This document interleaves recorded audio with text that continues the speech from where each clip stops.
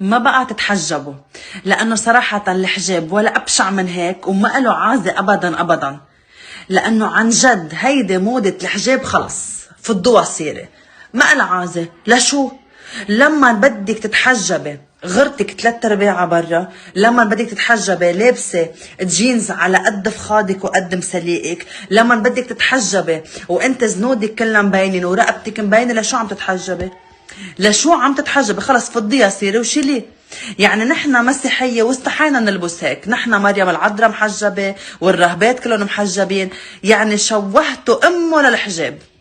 قديه في مدامات محجبين وبيحترموا حجابهم يلي هو ملتزم مفروض يكون كرمال ما تكون المرأة مغرية للرجال.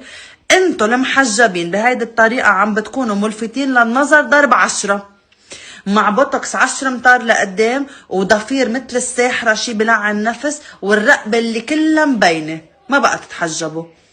وبعدين هيدي الموضة اللي دارجة انكم انتو على السوشيال ميديا بتتحجب شهر شهرين بترجع بتشيليه، يعني شو هالتأثير انتو على الجيل الصاعد؟ شي بشرف.